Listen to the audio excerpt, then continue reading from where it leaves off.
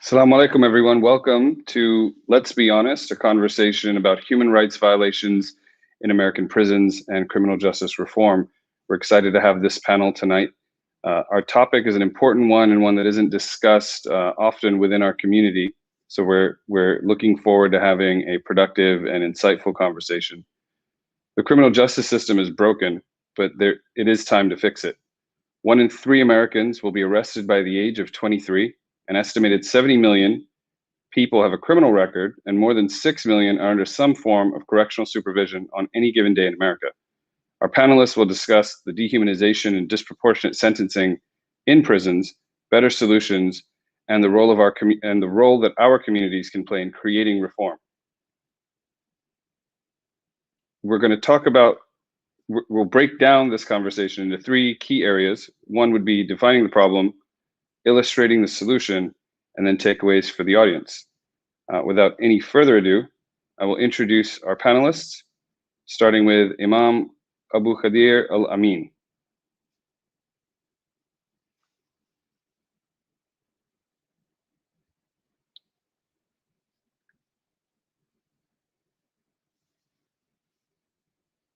Imam, we can't hear. I think you're on mute.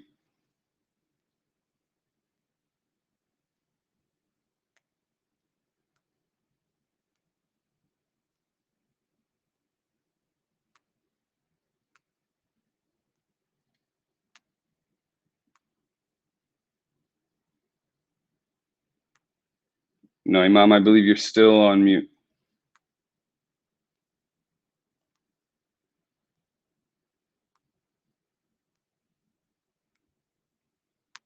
Okay, so Imam, you're for us, you're still on mute. So we'll just loop back around while we work out the technical components. Okay, I'll introduce our second panelist, Representative Akeyo ABDUL-SAMAD.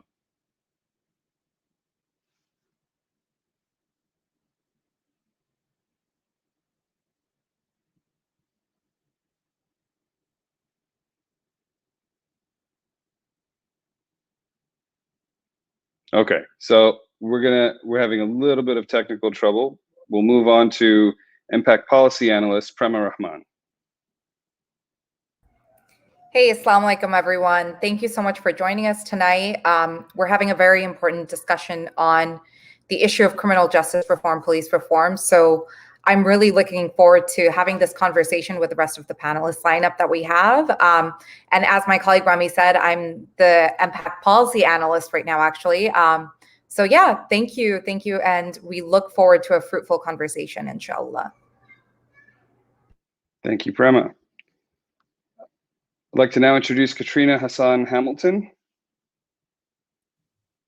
Assalamu alaikum rahmatullah. Thank you so much, my dear brother. Greetings, everyone. As we are preparing, inshallah, for Ramadan next week, we pray to Allah subhanahu wa ta'ala that He accepts all of our intentions and allows us all to see another Ramadan.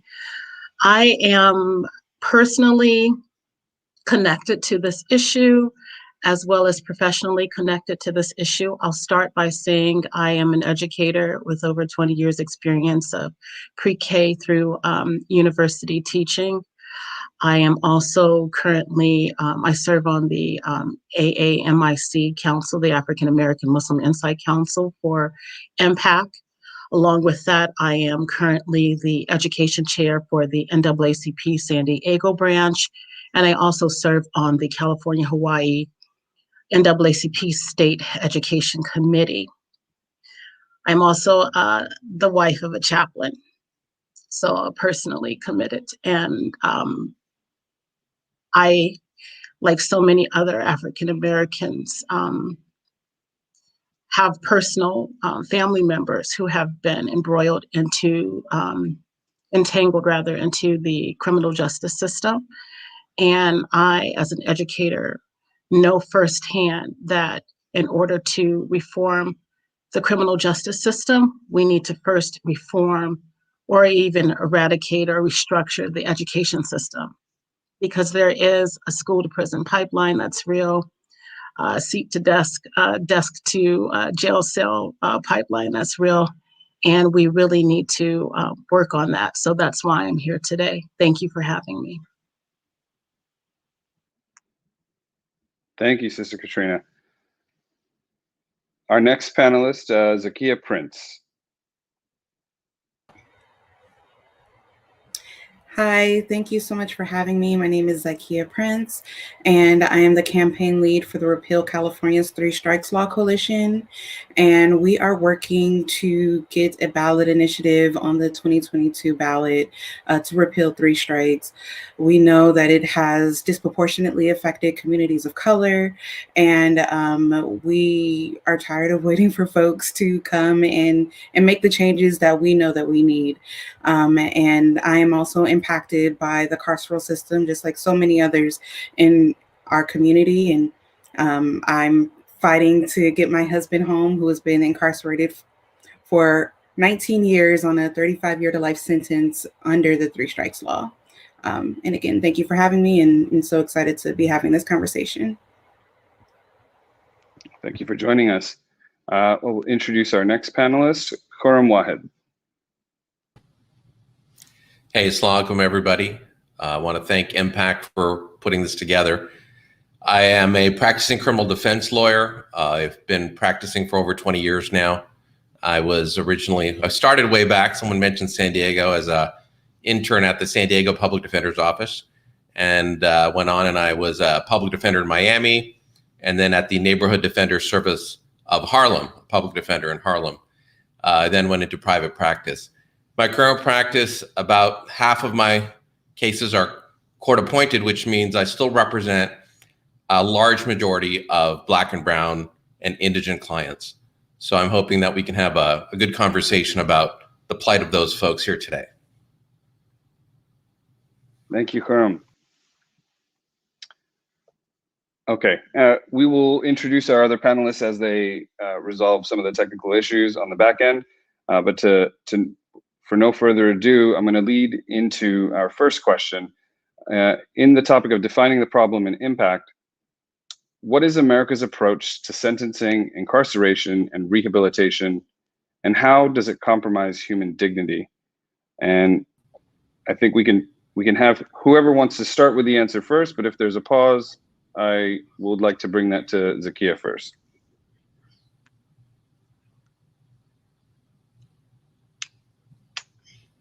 And I'm happy to repeat the question. I speak fast. So what is America's approach to sentencing, incarceration, and rehabilitation? And how does it compromise human dignity?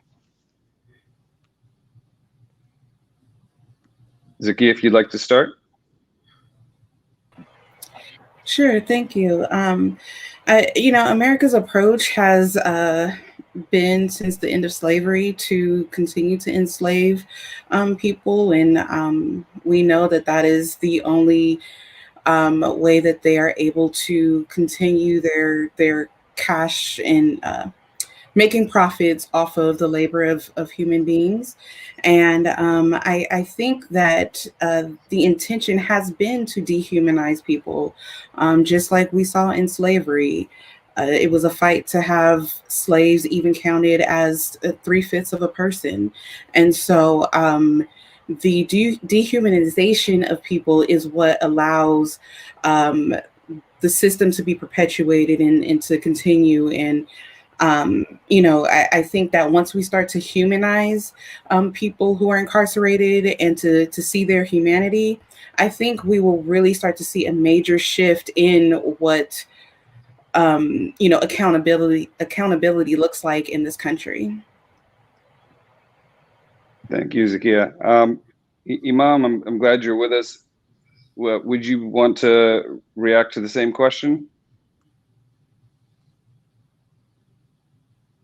I think we might still have some mute issues over there. KHURRUM WAHID. Yeah, so look, I think that it's important to understand that, the system is not designed to be fair. I know everyone talks about justice. Justice is unfortunately a bit of a sliding scale.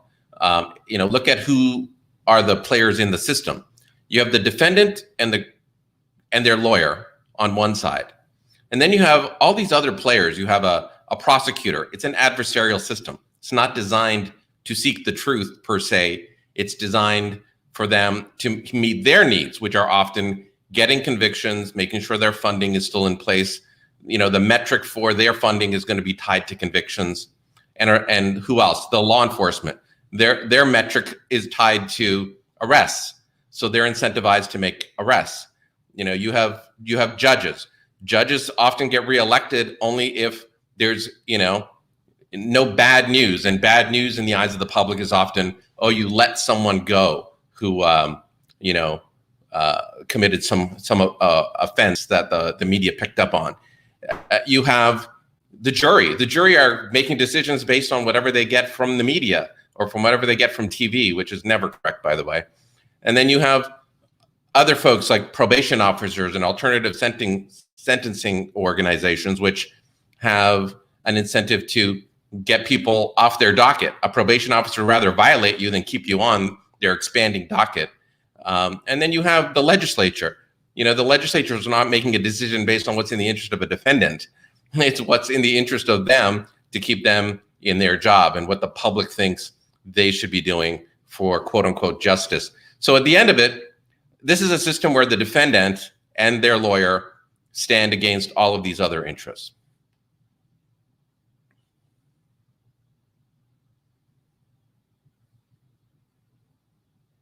Sister KATRINA, could you weigh in on this? Thank you, KHURRUM. Yes, definitely. Again, you know, as an educator, I look at the inhumanity or the treatment of students as early as 3 and 4 years old. And it's almost like we're conditioning certain students to act a certain way so that we are preparing. Let's be honest, right? This is what the topic is. We're preparing a certain workforce to have jobs. And I think I'm going to go kind of backwards here, but when we look at police officers, for instance, not all police officers are bad. We know this. We have Muslims who are police officers.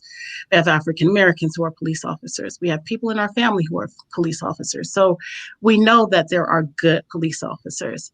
But when we look at the vast majority of the way that the system was set up, right? And the vast majority of officers and how some families they have generations of officers, in particular in our Irish and our Italian communities.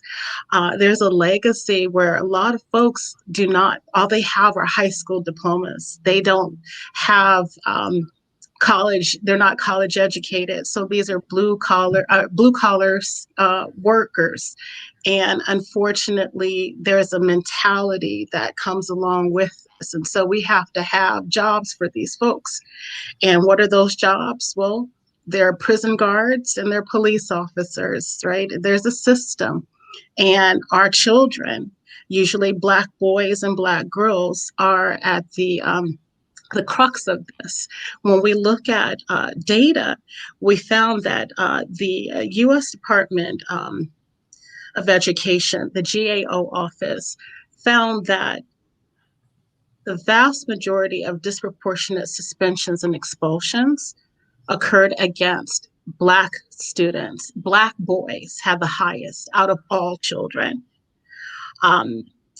And that's as, again, young as 3 and 4 years old. So there's a pattern in K through 12 public schools. And when you see this pattern, it funnels into alternative education. You know, so our kids are pushed out. Our girls are pushed out as well. Our girls are suspended and expelled at higher rates than any other girls from other races. And to be quite honest, Black girls tie, when it comes to suspensions and expulsions in K through 12 schools, Black girls tie with biracial boys, and the only other subgroup that outpace Black girls are Native American boys. So that kind of gives you an idea of what's happening and how we are by the time our kids get to, let's say, 3rd grade, being pushed out. I also want to just quickly say, too, that when we're preparing this, and I'll talk about this more with my own personal experience and my experience as a teacher and a family member of mine who's very close to me, I witnessed how Teachers, 79% of the teaching force right now in America for public schools are white, mostly female and middle class. And the vast majority of special ed referrals when it comes to Black students are for what we call the low stratification or lower status special ed, meaning discipline problems. So our boys and girls are being told that they are they have OCD or they have ADHD, and then they're isolated and segregated or either pushed out of the classroom and suspended and expelled. So they're not reading. So there's so many nuances that, again, are preparing our children, our young people to go into the criminal justice system. So I'll stop right there. Thank you. Okay, thank you, Sister Katrina. I would like to bring in Representative ABDUL-SAMAD on the issue, and then following your remarks, Imam Abdul Qadir. Assalamu alaikum. Brother Rumi, you had to bring me up because I just was able to get in. That's okay. The question we're asking is, what is America's approach to sentencing, incarceration, and rehabilitation? And how does it compromise human dignity? Well, first of all, in this country, we haven't even reached the point of rehabilitation. You know, we have a habit of warehousing. You know, we have assisted housing in the majority of institutions within the country. The thing is, as we know, is the disproportionate number of individuals of color who are incarcerated. When we talk about justice reform, prison reform, you know, we haven't seen it in this country, you know, as we have the capability of providing reform itself. And I caught the tail end of the sister, you know, and talking about even from our educational system. I know, especially, you know, several studies have shown that a lot of times that the tests, and I know in Iowa, the Iowa Basic Skills Test was used, especially in our elementaries, by the 4th grade to determine how many prison beds to make, you know, to develop within the future. You know, we have to begin to have, you know, a change in the way that we approach reform, you know, especially, you know, justice reform. But until this country sees that and sees that as a value, you know, of addressing and dealing with individuals, you know, within our system, looking at them as human beings, looking at individual, you know, people of color, people of, you know, different, you know, religions and gender, you know, we will not have that. The mindset won't be for reform, because when we talk about human beings, you know, we see in this country that we have a conditioning of not looking at each other as human beings themselves. And that's why it's our job to continue this struggle and to begin to bring to the forefront, you know, and that mindset and that change, that we must look at individuals and as human beings, but also identify the different, you know, cultures and identify the differences so that our similarities have substance. Right now, we're scared to even face differences. As long as we don't face those differences, we won't have reform in this country, nowhere near the magnitude that it has us being able to be proactive instead of reactive to the ills that this country has. Thank you, Representative Akeo. Also, for the audience, if you could just introduce yourself briefly. We didn't have a chance to include you in the intros. If you could just share briefly your background so that they know. Yeah, let me quickly apologize for my lack of technical skills, and you know, so that's why I'm late. But you know, my name is ABDUL-SAMAD. I'm the state representative for District 35 in Des Moines, Iowa.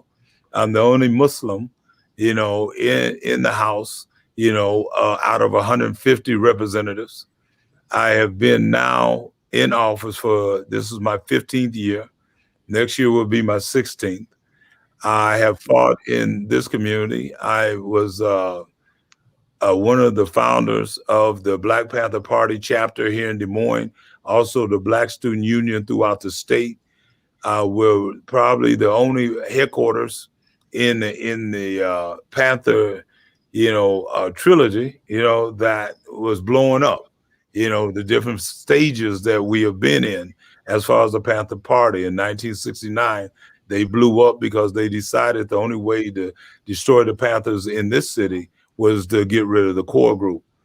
I've been struggling ever since I've been 17 years old in this community. I founded an organization, it's called Creative Visions Human Development Center, where we offer you resources for individuals that want to make a change in their life.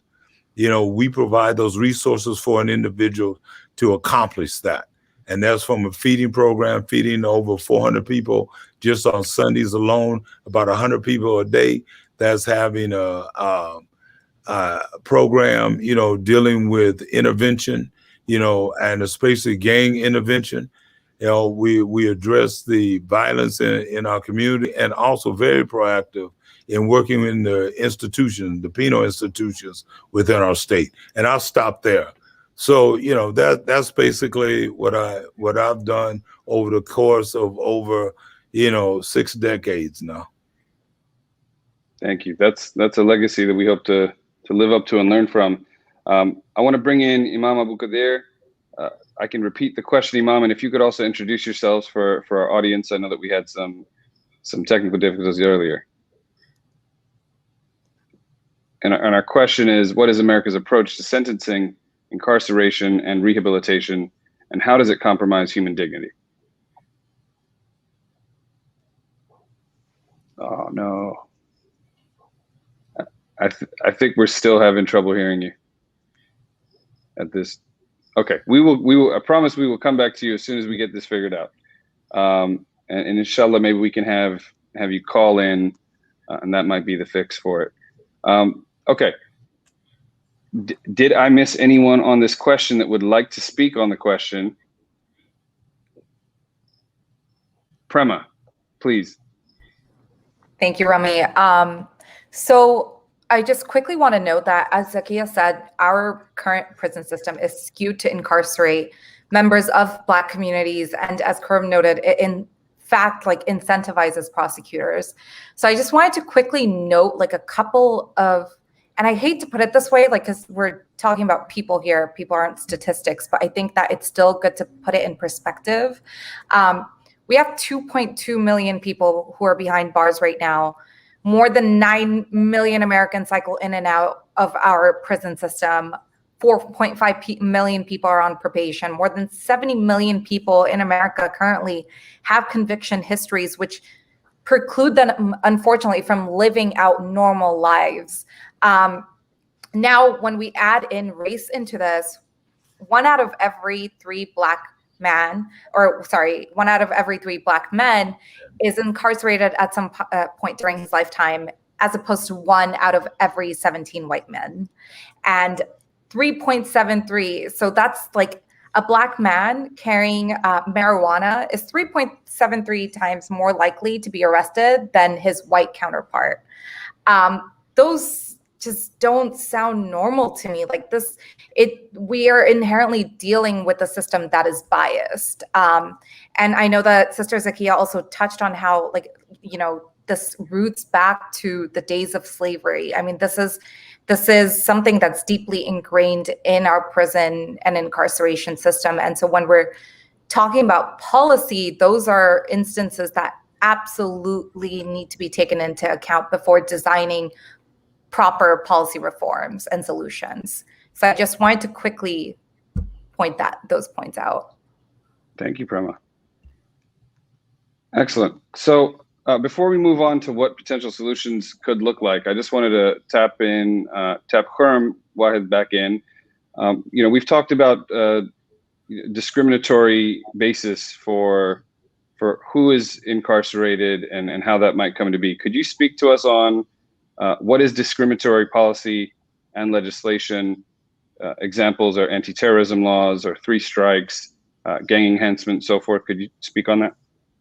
Yeah, I think it's important to understand some of that because, you know, we have to advocate to our legislators about this. You know, I'm also the national chairperson for Engage, and it's one of the big things that we do is we talk about criminal justice reform to our legislators. And it's amazing because I'll give you the issue of anti-terrorism. You know, the terrorism statutes are written in a way that it doesn't say only target Muslims to charge them with terrorism. But statistically, that is exactly what we've done. And we just saw January 6th and the attack on the Capitol. And you could have charged that with a terrorism count. 18 U.S. Code 351 would have been perfectly appropriate. It's when somebody tries to kill or kidnap a member of Congress, which is exactly what some of those folks were trying to do. And it carries a potential life sentence.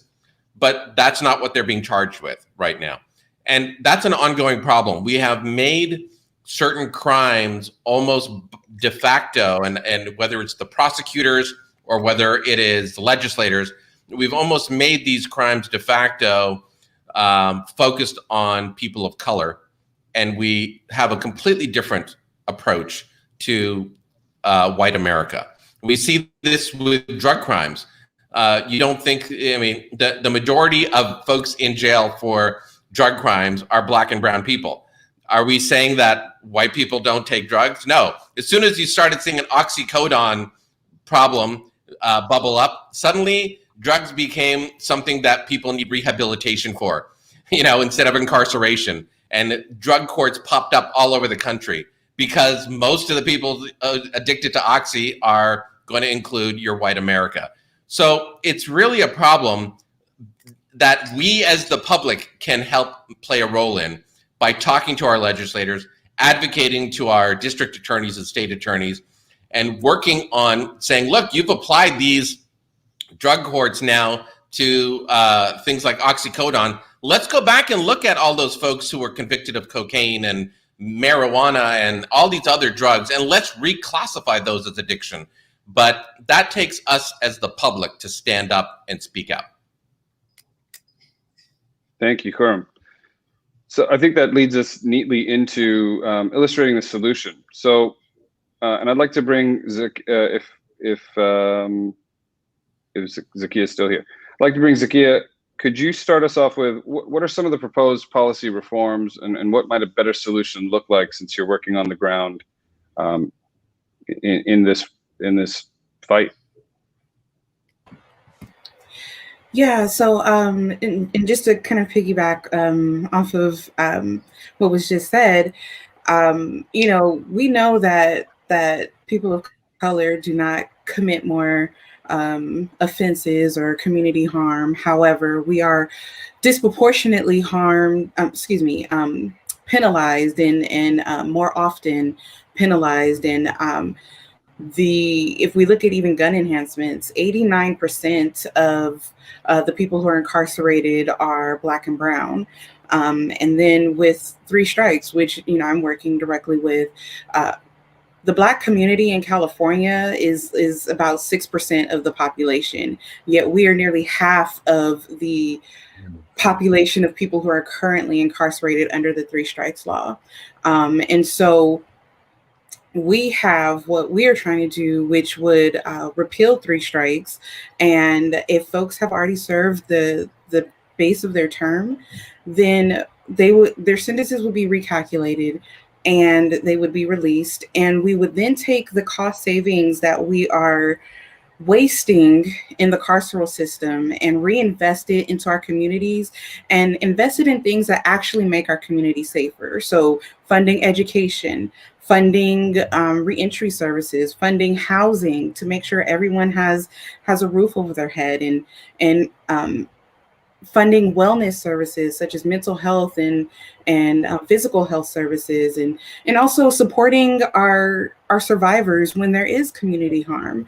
But once we take care of our community and we start to create more policies around caring for our communities and caring for each other, then we will see a shift in public safety and our communities will be safer. And, you know, I think that we really need to start to reevaluate, you know, how we look at public safety. And so often our first thought is just the police and incarceration, but public safety is everyone having their needs taken care of. And, you know, that is what we're really focusing on with our campaign.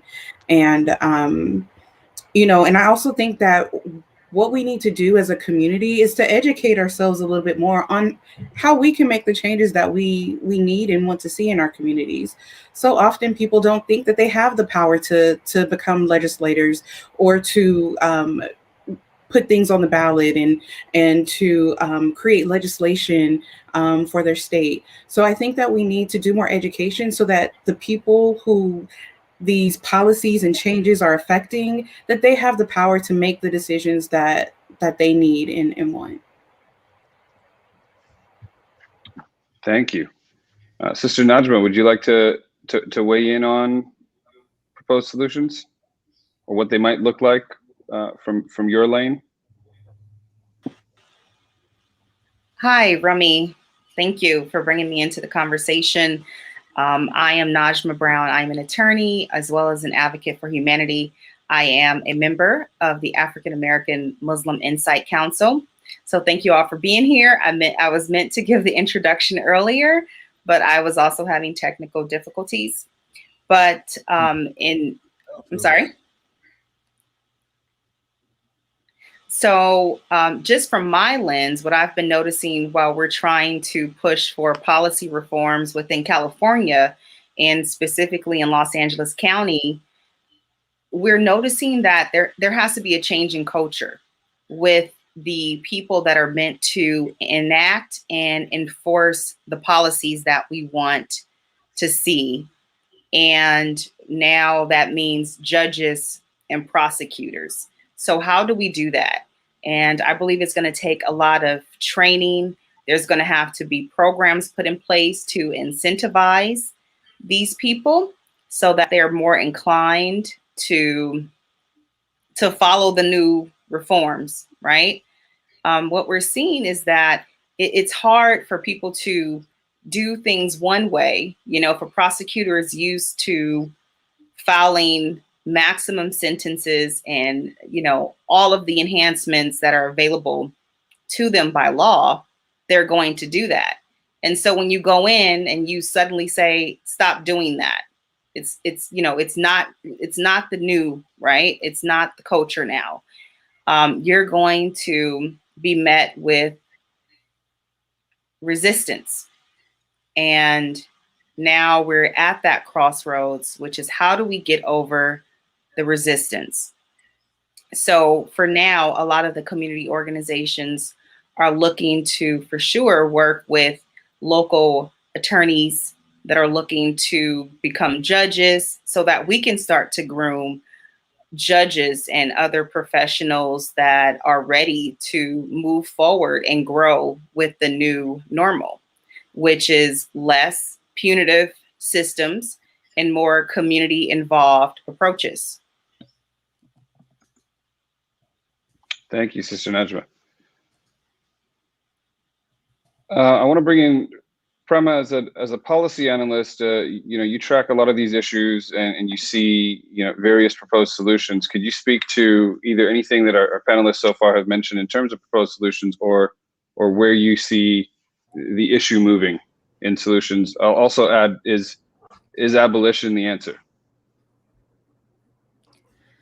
So from what I understand, and I just want to, before I dive in here, I just want to make note that for just within my scope of work, primarily my focus has been on white supremacy. So we are engaging in police reform, like we are beginning to engage in it, but as a team, we haven't quite devised the solutions just yet because this is something that will take time. So I just want to put that out there. But with that said, what I can do is I can just give a brief overview of what the policy landscape is looking like at the moment. So from from my analysis, we're looking at essentially like 3 ways of looking at reform. So one would look into mass incarceration reform of drug trafficking laws. This is something that's already been touched upon briefly with like, with marijuana laws, with how we know this drug is like, as a fact, less harmful than alcohol. Then why are so many Black individuals behind the bars for just simply possession of marijuana? And that's not the same case for like those who are of white backgrounds. So that's one end. And to tackle that, we know that Cory Booker put forth a Reverse Mass Incarceration Act that's been introduced twice now. So there is some push to have that piece of legislation move forward. So that is one of the reform legislations that is being put forth. Next up, the second point is police reform itself. We know that with with the case of Derek Chauvin, we know that they're looking into the standards of use of force. And there's a push to actually create higher standards so as to reduce the use of, or the need to use force when dealing with arrests. And so that goes into just like, that scratches upon just how much reform is needed within our police system. We know that there are roots, again, going back to the history of slavery in this country and how that ties in with policing and how policing came about through policing, back then, policing slave and slave labor. The third point that I want to touch upon is the issue of human rights. So approaching it from the human rights perspective, where we know prison conditions need to be reformed. I remember even back in the day when I was like interning and looking into like UN human rights, one of the things that would be discussed is even like how big a cellular block is. And like the US just time and time again did not perform well when it came to actual prison conditions. And then you can like throw in mental health issues into that. You can throw in rehabilitation into that. And so that just becomes, as I said, like a third key issue point for reform altogether. And then that, like, if we attack that, if we look into prison conditions, and then if we also look into what post-prison life looks into, that could help us reduce recidivism. Sorry, I'm not the best with pronunciation, and essentially reduce the impact of prison life on post-prison life. So those are the 3 buckets that I'm thinking of when it comes to reform. And those are the 3 buckets that would need to be addressed. So I'll stop right here. Thank you. Thank you, Imam Abu Qadir. This is an experience I think you can speak on with expertise. Are you able to? Are we past the technical challenges we're facing? Let's try it again with.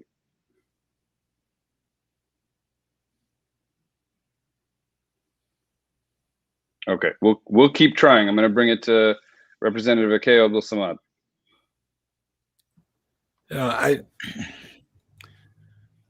I think we're at a point that first of all, I agree with everything that's been said, but I also think we need to have a step back, and we need to look at, some of the history, of what has caused us to be put on this perpetual emotional roller coaster on steroids that has us going backwards in a lot of areas.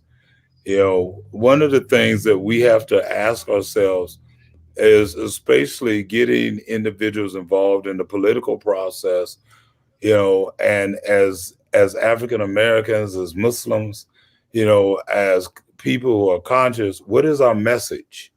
What are we sending out to people?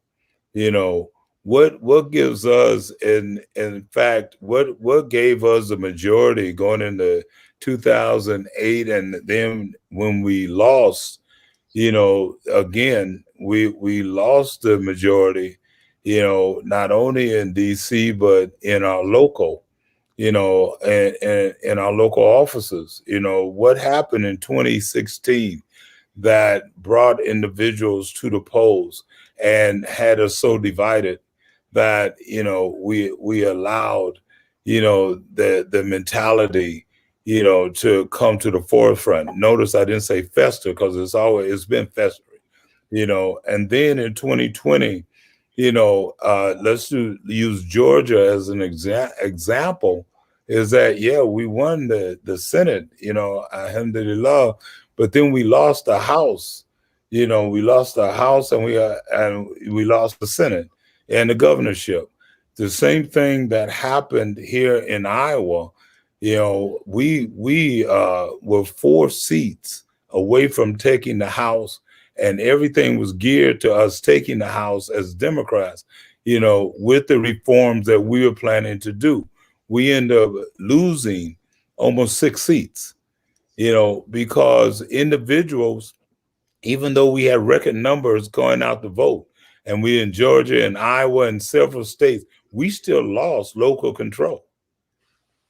So when we lose local control, it then is difficult for us to develop policy because we don't have the control to develop that policy. And it was very clear that this is definitely a partisan, you know, mindset that's running this country at this time. So that means, you know, we're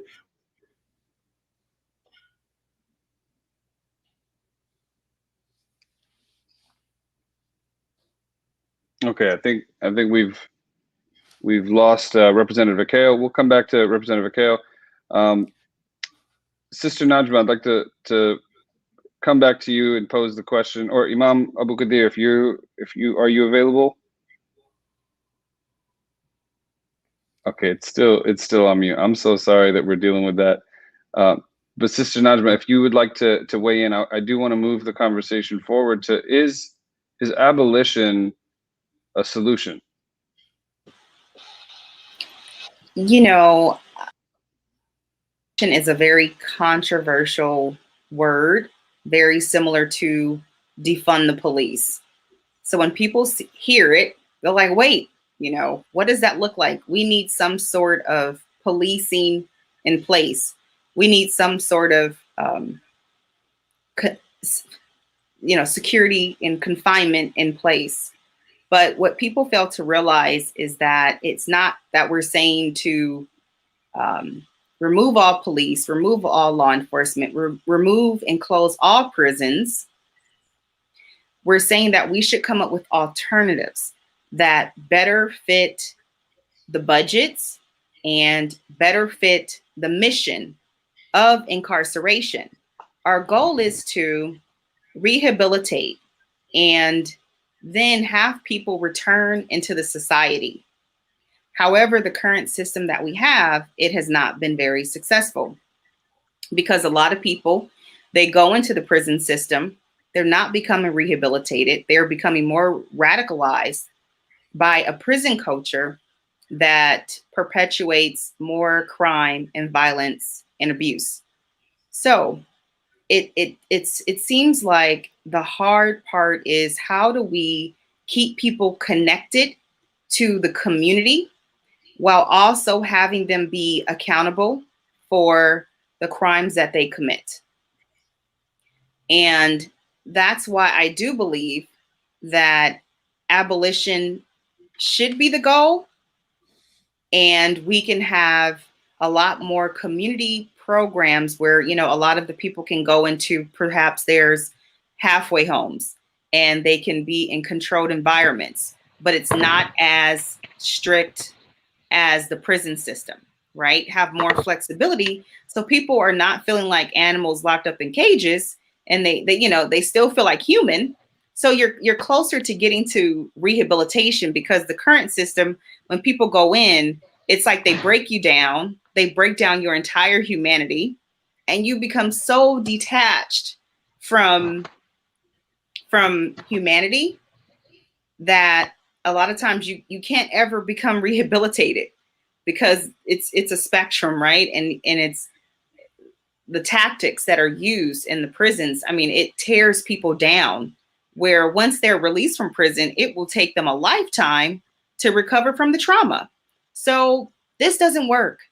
And I know that in California, a lot of the advocates have been working to close down San Quentin.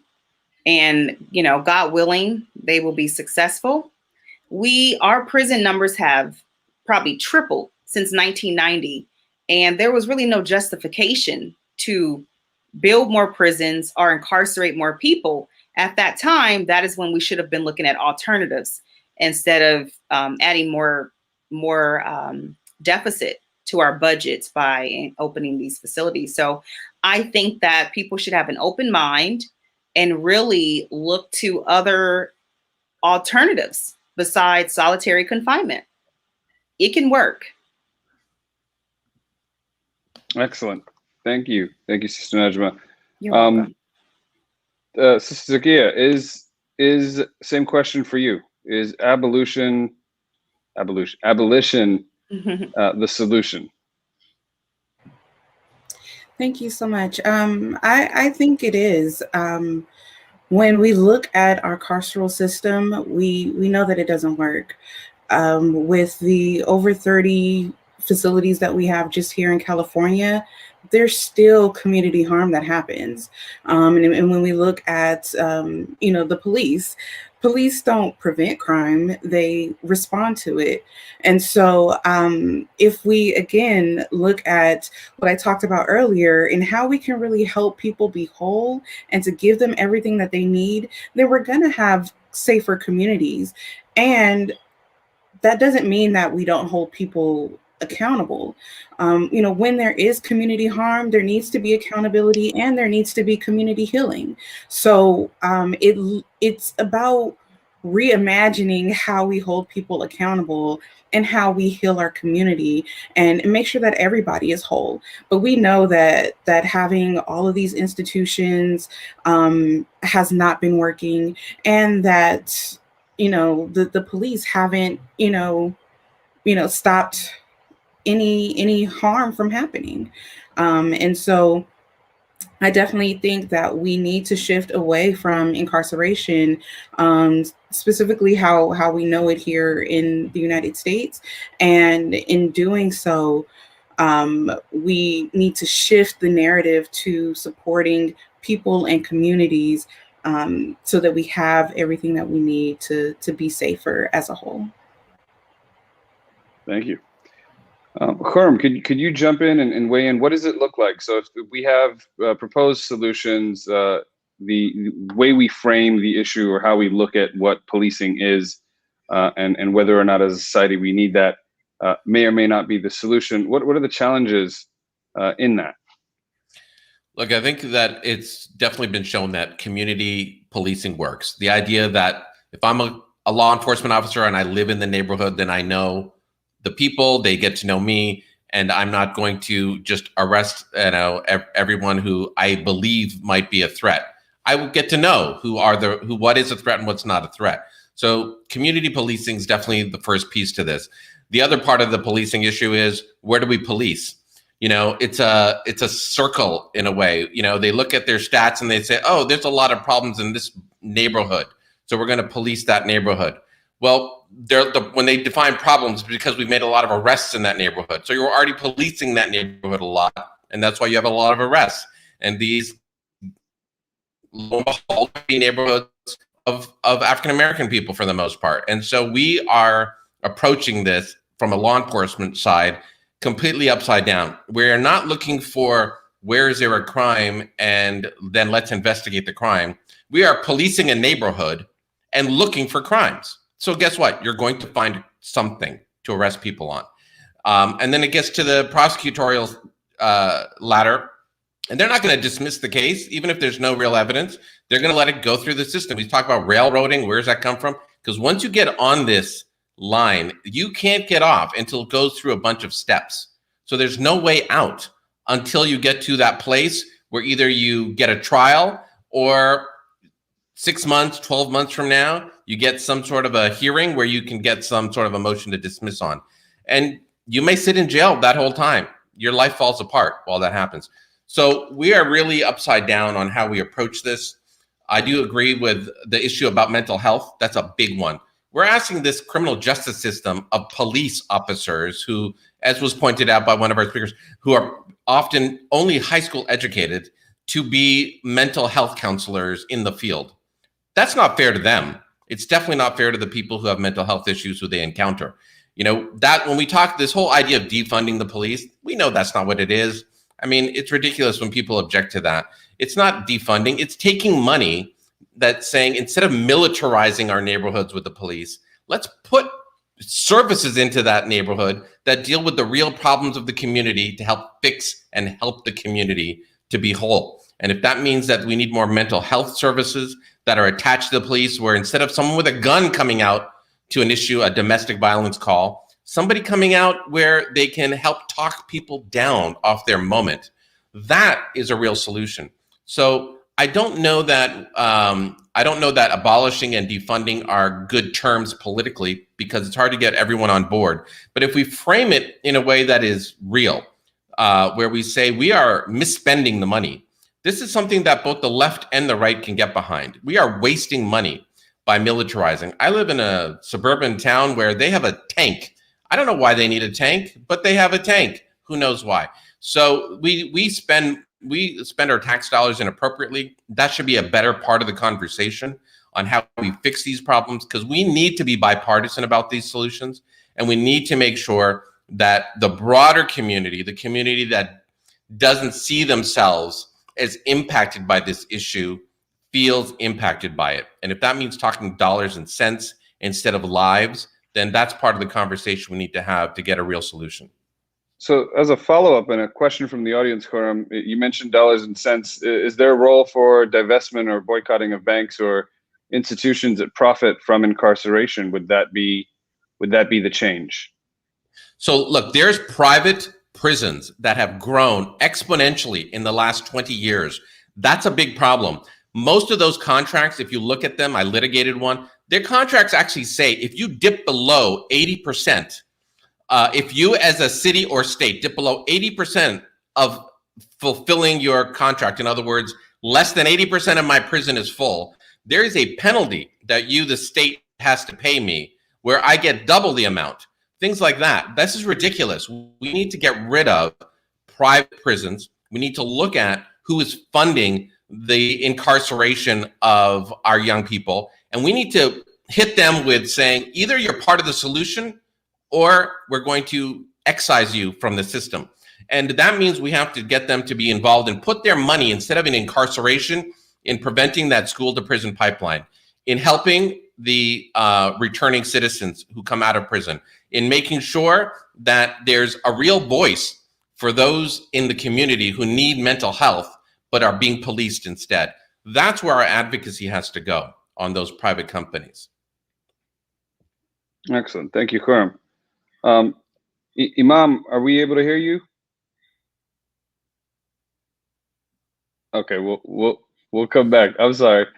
Sister KATRINA, could you weigh in on, KHURRUM mentioned mental health as being something that we need to address, and part of what the problem is you have guys with guns showing up to deal with a mental health issue or otherwise. Could you speak from your perspective on where our solutions may lie in that arena?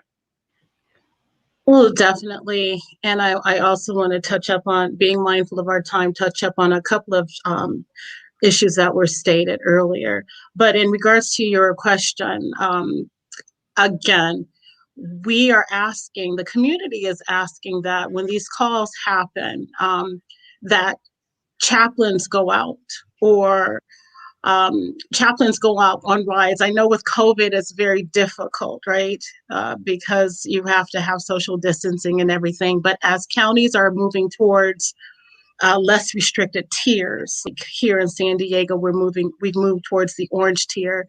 Sheriff's departments are allowing chaplains to go out with them on ride-alongs. So when you have that call, have a chaplain go out, or have a social worker go out and try to de-escalate the problem. A lot of times and going back to the brother's statement, no, we do not want to abolish the police. We have to understand that, especially when we look at our religion.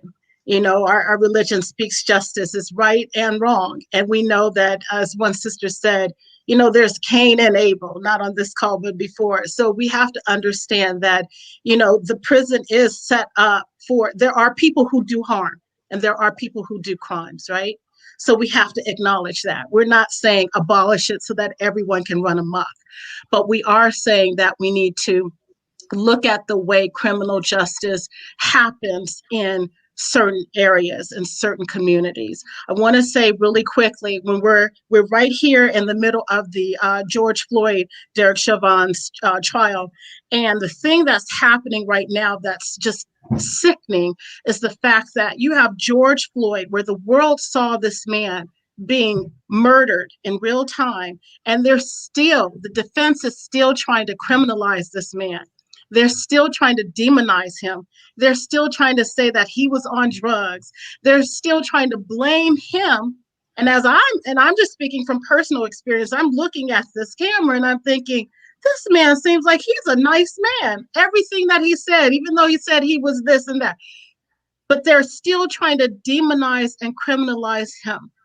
And they're trying to make the officer look like he was doing his job, when clearly experts said that he took it above and beyond. So when I'm talking about policy, and someone asked a really good question about how can we as Muslims in our culture destigmatize learning disabilities, we need to speak up and we need to treat everyone as if they're human.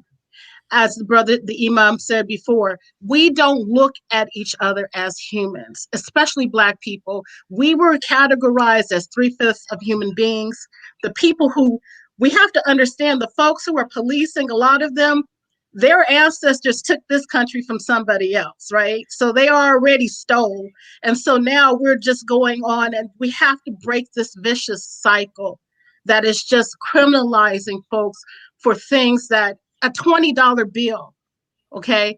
So I'm going back to education. I'm going to go back, and because we have school police, Los Angeles Unified School District with Black Minds Matters Los Angeles, they literally defunded the police department at Los Angeles Unified School District. And as everyone knows, LAUSD is the second largest school district in the United States. So it had its own police department. And when we're talking about criminal justice reform, let me allow all of you to understand, if you already don't know, school police come in and they can arrest students just like they do out on the streets. They arrest our children, they send them to juvenile hall, and the issues that are happening is that when our kids, either they have mental health issues at home, or they're having domestic violence issues at home, or child abuse, we don't have enough counselors to deal with the trauma. So because of the defunding, LAUSD is now hiring 35 counselors to deal with mental health issues and counseling just for African American students. That's huge. So if we could do that, not only in schools, but if we can do that in prisons and in jails, we can not only prevent it from happening, but we can also treat those who are already in the system. Because like Sister NAJMAH said, many of us don't understand. These people, when we talk about dehumanization, they put you in a jail cell. And they will put you in solitary confinement for months on end, to the point you come out and you start talking to yourself. I have not heard anyone talk about what happens when these brothers and sisters come home, because there's also an effect on their family members. And I speak from personal experience. There's effects on your family members. So not only is this person in need of mental health and counseling, but the family is in need of it as well. So there's a whole system. We don't have, an hour does not give this topic justice, because each of us in our own lane can talk for at least 20 minutes on solutions. So again, really quickly, going back to education, when I said 79% of the teachers are white and female and middle class, only 6.7% of the teachers are Black.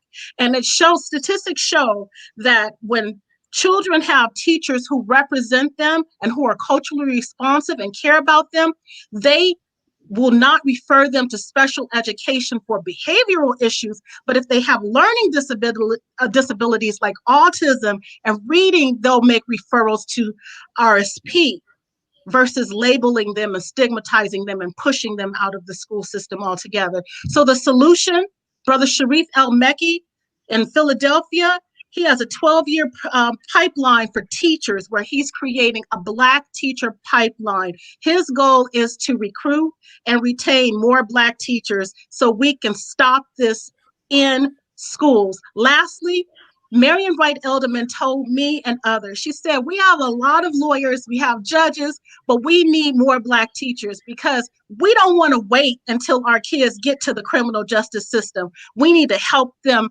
before they get there. Thank you so much. Thank you.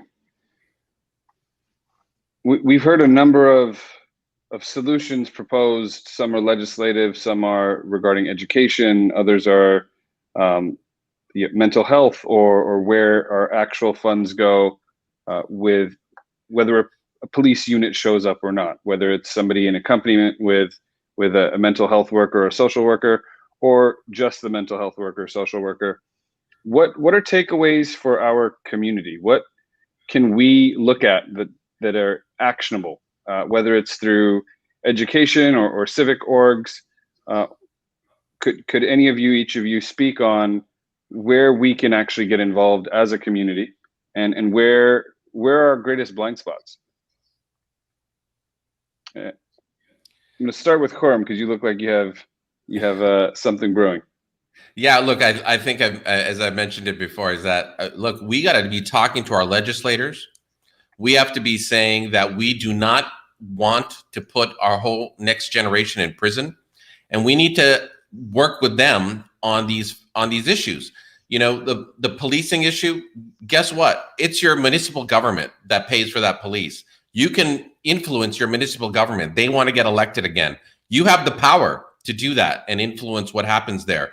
If you believe that there should be more mental health workers there, that's who you talk to. That's where that happens. The police chief isn't going to do it. They're not going to start firing all the people that they know and put in people from social worker and mental health professional backgrounds. That's not going to happen automatically. You have to make it happen. The other thing I think that's really critical here is this idea that of funding. Who is funding the incarceration system? I would love to see someone take a hold of this and give us that data better, so we know who to say, I'm not going to invest in you. I'm not going to put my money with your bank. I'm not going to support your business because you're supporting injustice. We need that data, and I think that's a great way to act as well. And finally, you know, the general public are our juries. And when I'm doing these trials, I have over 100 jury trials. I can tell you the two biggest peeves I have. One is folks who are justice minded use that as an opportunity to say how they think the system's all corrupt and they don't believe in the police and the police are liars, and they get struck from the jury. So I don't have them anymore to help me bring justice. The second thing is those jurors are watching the media. We can use the media better. MPAC knows this better than anybody. We should be using the media better to educate the general public about what's really going on and about who these people are. Humanizing, we heard it over and over again today, humanize these people through the media. Tell their stories. I have so many clients whose stories, if they were out in the public, it would make your heart bleed. I can't stand next to another crying mother as that kid next to me goes to jail for life. These are stories that need to be told. Thank you, KHURRUM. I think that resonates. That's the public is our jury, and the public's voice matters, and we need more of the public voice in the halls of power. Sister NAJMAH, what do you think is an actionable step that communities and we can take it home to move this issue forward? To be honest, KHURRUM, he just summarized everything. He took all the words out of my mouth. I hate to sound redundant, but again, we have to find ways to humanize. And I totally agree that it will happen through the media. And just like we train the people to be dehumanized, we can do the opposite. We just have to make an effort to do it. We have to want to do it and stick with it. We vote for change, and so we have to follow it through. We have to make sure that opposition does not recall our legislators and politicians that we have put in place to move forward with the agenda that we want. So holding people accountable, and again, getting rid of the people that should not be in place and that are working against us. But if we can't get rid of everybody, again, work to humanize them. We have to come up with a system. Thank you. Absolutely. The sorry, and I'm just looking at a note. We've talked about the legislative approach, or we've talked about the political approach, the community approach, the mental health and education approach. PREMA, could you weigh in quickly if you feel, are there actionable steps our communities can take from your seat as a policy analyst? What would you recommend that communities, involve themselves with? So I think with what I'm about to say, this is more so for organizations like MPAC, other community-based organizations as well. So number one, we need to be more inclusive. I think that having discussions like this is absolutely necessary, because oftentimes if we're working in silos, or if we're just focusing solely on the policy, we're not going to be able to understand the human aspect of it, as we've been emphasizing throughout this conversation. And we're not going to be able to develop those solutions on our own. We need the folks who have been directly impacted by years and years of bias policing, of injustice, to work directly on these solutions. So I think number one, being inclusive in these conversations is absolutely necessary. Having more of these panels is necessary. Number two, I think that for community members, we're looking to do more. It's to become more aware of what legislation is going through the works, and then being able to actually contact your legislator. So if you can contact your congressman in your district, they're going to listen to you. You're going to have the most impact that way, rather than going online and talking. Yes, making your voice heard on social media is absolutely necessary. But then, rather than commenting on an Instagram post, pick up the phone, call your congressman, tell them to support a particular piece of legislation. Three, I think that, again, from a policy perspective, from a policy organization perspective, being able to gather these voices, putting together the solutions, and then being able to take that to Congress for a hearing would be critical as well. Because these kinds of conversations are not necessarily heard in Congress. They need people like us to take it to them. Thank you, PREMA. We're going to try one last time. Imam, are you able? We'll try it again. Your voice is an important one on this matter, and so I'm hopeful that we can hear you now. We can't. Oh man. Okay, Sister KATRINA, please. Do you have closing thoughts on this? Yes, just one of the things, and it has been said over and over, as Muslims, if we look at each other as one ummah, when one bleeds, we all bleed, instead of looking at it as a that's happening to them issue, or I'm an immigrant and I work hard and they don't, then we're going to continue to have these conversations. We have to look at it as an ummah. How can we help each other? Because I guarantee you, all of us here on this call, there's nothing, only Allah's will can prevent us from going in and being incarcerated as well. We just never know.